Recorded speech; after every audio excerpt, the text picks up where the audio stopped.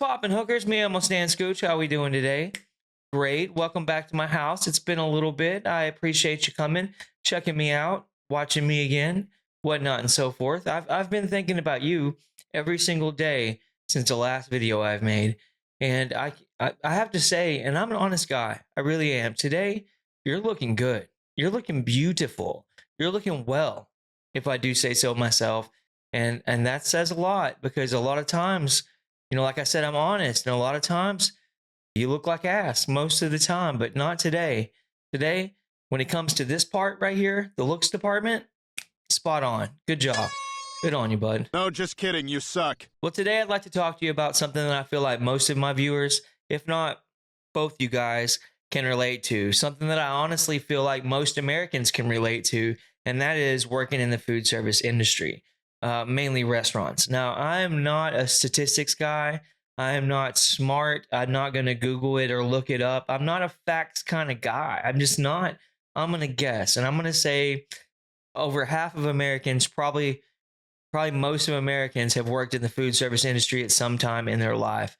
And if you have, you know that it's rough on you. It's taxing. It's rough on your mind, your body, your soul, your other stuff, whatever it might be. I mean, it's enough to break a person. It really, really is. I'm sure selling shoes and furniture and clothes and all that's pretty difficult. Living rooms, bedrooms, dinettes. Oh, yeah. But working in a restaurant is a whole nother level. I mean, you haven't lived until you've had a 600-pound beast of a woman scream at you from across the restaurant about there being too much ice in her damn gallon-sized Diet Coke. Listen, Stephanie, sit your ass down. I'll be with you in a minute, and control your kids, because that chunky one over there has had about 5 bowls of gravy so far. And if y'all don't slow your rolls down, you're going to give the rest of the place diabetes. And that's what you would say if you could, but you can't say stuff like that. All you can do is get the bitch some more Diet Coke and get the kid another bowl of pudding and be done with it. But don't think I'm all phobic over you chunky monkeys out there. I ain't forgot about you skinny white bitches and your stupid yoga pants and your gallon-sized bottles of water walking around just like you own the fucking place. Like, listen, Linda, I understand that you run. I mean, I appreciate you being all healthy and whatnot. I myself, I enjoy my almost translucent, clammy ass skin and the deep, dark circles under my eyes. It's who I am. It's part of my manly essence.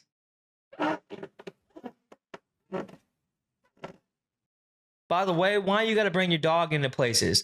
Like, bring your dog into a restaurant's not cool. Not cool at all. It's very disrespectful. I mean, besides it being completely unsanitary, like it's terribly nasty. Besides that, you got to worry about people that are allergic to dogs or people that have an intense fear of dogs. If you could just bring your dog into wherever you want it, can you imagine the chaos? Well, I mean, you're sitting there, you're going to have a nice dinner at the Olive Garden, thinking there's definitely not going to be any dogs here to ruin my night.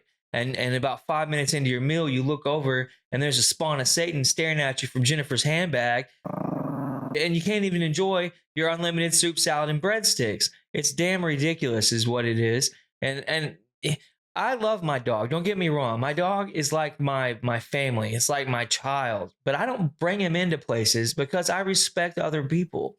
That's not at all true. But I don't bring him into places because it's just the right thing to do. Separates us from them. I really wish I could say the customer service interactions were the worst part of the restaurant industry, but they're really not. They're really just part of the bigger picture.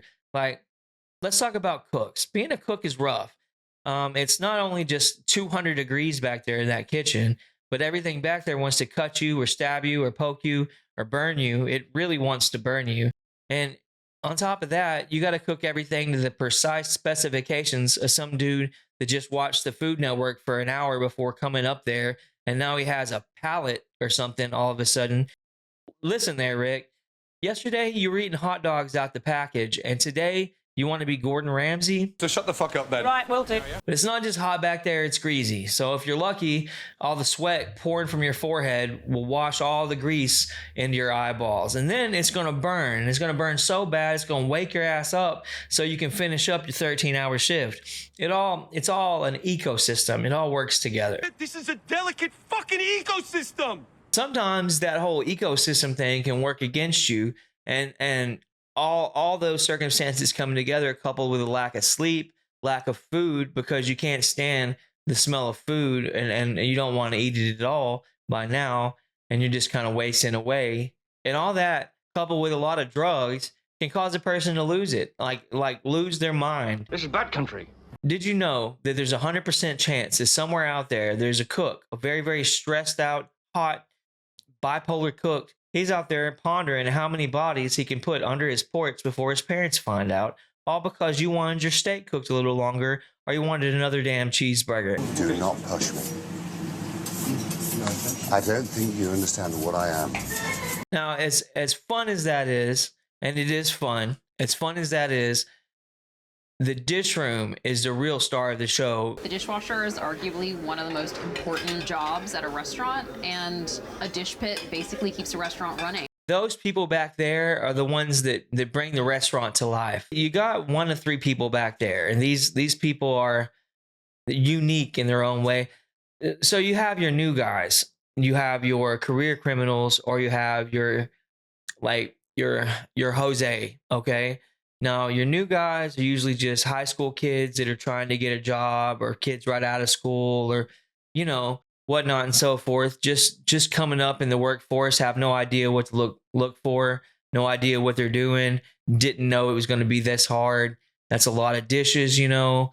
They usually just disappear to the bathroom, and you can't find them to do anything, or they're breaking down boxes out by the dumpster, aka smoking a blunt. Smoke the blunts, we smoke the blunts. It is what it is. You're gonna have those people everywhere you go, and sadly, they're the ones gonna get promoted up to cook. And then you got your career criminals or your felons. You got the people that just got out of the pen, that just needed a job, needed somewhere to go. Nobody else will hire them. So welcome to the restaurant industry. They're really good guys. I can't really express enough how much I've learned from career criminals in my life. And then you got Jose. Jose's awesome. He's just trying to stay in this country, trying to feed his family and take care of everybody, and does a really good, honest job. And if you're lucky, you know, you take care of him, his wife will cook for you.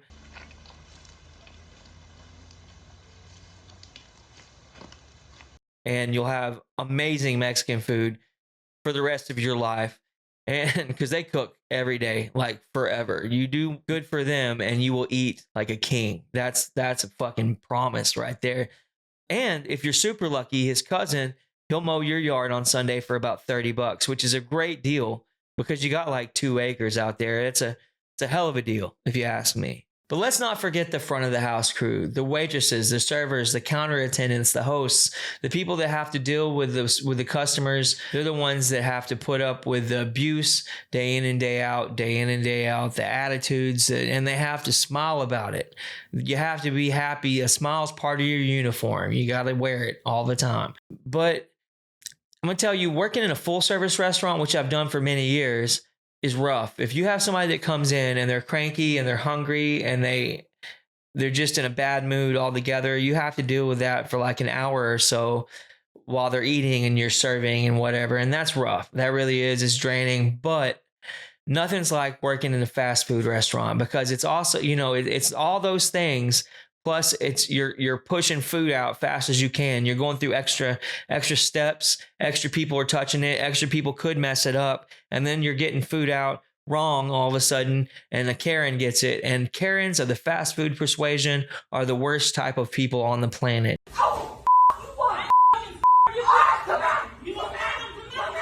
What's bad is Karens know about themselves. Like they watch the videos on YouTube. They're self-aware, and they will still like wear that like a badge of honor, and they will go in and flip out anywhere they can, and they're proud of it. Like they'll bring their kids with them. They'll throw a napkin dispenser at the cook. They'll scream at the window person. They'll hit the manager with a chair. They'll teach the kid, this is what you have to do to get what you want. And they're going to do the same thing. And they may not even wait to grow up. They may just start doing it as soon as they can. Like it's an ever expanding chain of Karens that has to be stopped. And I don't know how we're going to do it, guys, but we got to do it. We got to do it. We just got to do it ourselves, man. Now, last but not least, we're going to talk about the manager. The manager, you got one of two people, honestly, to be a manager. You got your new guys and you got your career guys. Now the new guys are they think they're ready for this task to be a manager, and then everything hits them, and a lot of times either they can step up and take care of business, or like usual they'll crumble because they're never trained and not ready for this business at all. And then you got your career managers. Your manager's been doing it for 10 years or more, and he's strong, he's independent, and he's a shell of a person. He's unable to sleep, he's unable to eat. He is truly just there. You know what I mean? And he's probably bipolar. He's probably got no medicine, no friends, no nothing. He's just sitting there raw dogging life day in and day out, in and out, in and out. Please help me. But fellas, I know how I'm making it seem, and honestly, working in a restaurant's not bad at all. I have worked in a restaurant my entire life, and I can say that most things that have happened to me have happened while I was working in a restaurant, and a lot of times it's been really good stuff. I met my wife. You know, she was a waitress. I was a manager. Crossed some lines there, definitely did, but it's okay. She forgives me, and it's really great. It really is. I wouldn't trade it for the world. And you get to meet a lot of interesting people and learn a lot of things. When I was 15, I got this job under the table at a restaurant, and I met this lady in the dish room, of course, and her name was Deborah Kraft. Now, Deborah just got out of prison. She was a 47-year-old ex-prostitute from Houston. Now, Deborah used to tell me all kinds of stuff that a 15-year-old shouldn't hear. You must unlearn what you have learned. She was a good person. She really confided in me for some reason, and it's not okay because I was, again, just 15 years old. But I miss her. I miss our stories, or her stories, and my disbelief. I miss all that.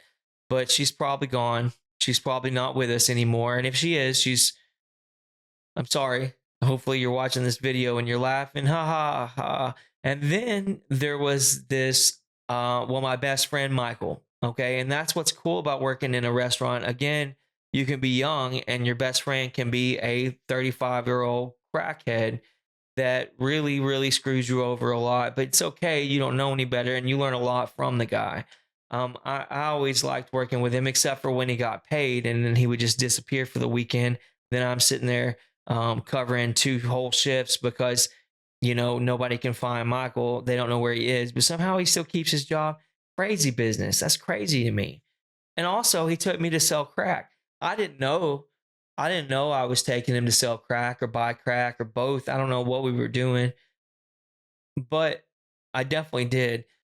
I definitely took him to sell crack, you know, looking back at it, but I just didn't know at the time. I thought I was taking him home, taking him to his friend's house, picking stuff up. I don't know what I thought, but definitely we were selling drugs. Now, the statute of limitations is probably far surpassed by now, so hopefully you guys are cool. I mean, I feel like we're cool, and you're not going to say nothing to nobody, and you're definitely not a cop, so I feel like it's fine. Whatever, the video is over with. I appreciate you guys watching it.